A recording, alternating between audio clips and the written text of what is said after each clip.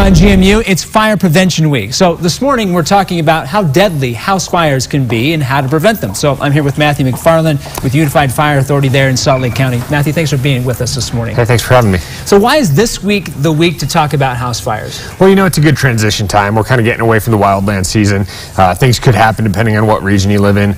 But people are turning on their heaters. They're spending a little more time indoors as we get into the winter. And it's just a good time to bring awareness to the dangers that have to do with structure fires. And I understand that you talk about house fires, they're more deadly than they have been ever before. Why is that? Yeah, the occurrence of house fires has gone down because of prevention devices, smoke detectors, things like that, safety stuff. But the occurrence of deaths in these fires has gone up quite a bit. And open floor plans, the construction of two-story homes has gone up 147%.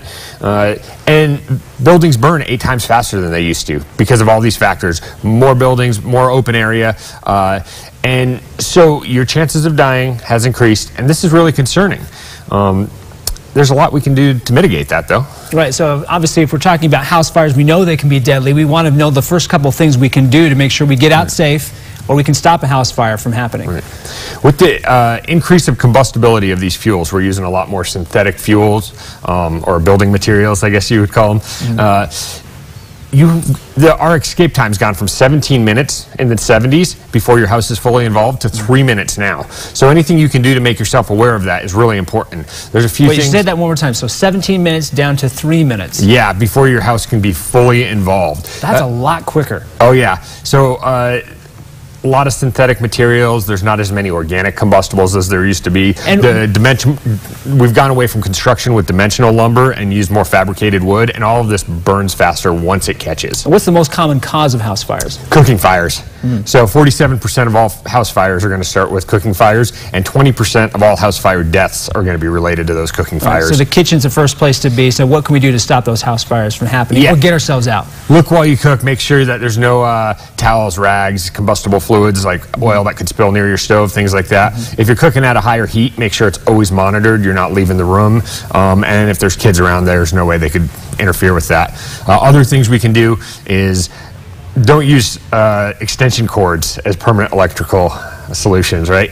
If you need to move things around, space heaters, stuff like that, they can be really dangerous if you use those old extension cords, you know, that they're brown or they're cream colored and they have like 3 plugs on the end. I got them. I know exactly what you're talking about. You got to switch to something that has a breaker on it, right? A power strip of sorts. They're a lot safer. And then something you can do in the worst case scenario, sleeping with your doors closed is really important. That buys you time. It stops the circulation of air to some degree. And then if you're in your house sleeping and something is happening elsewhere in the house, it keeps those toxic gases from getting in your room as quick. Hydrogen monoxide, dioxide, and hydrogen cyanide are all 3 deadly gases that come off of house fires, and they kill you faster than the flames are gonna. Most of those deaths are related to that, not the actual flame impingement. So if you can separate out your house, compartmentalize it, so to speak, that's going to buy you time as you become aware and your fire alarms are going off. There you go. A couple of ideas there to help prevent house fires and get out safely. You want more information, we'll have it on our website right there. You see Unified Fire Authority and the link from goodforutah.com/GMU. Talking this morning with Matthew McFarland from UFA. Matthew, thanks for being with us this morning. Hey, thanks for having me. You betcha. Emily, over to you.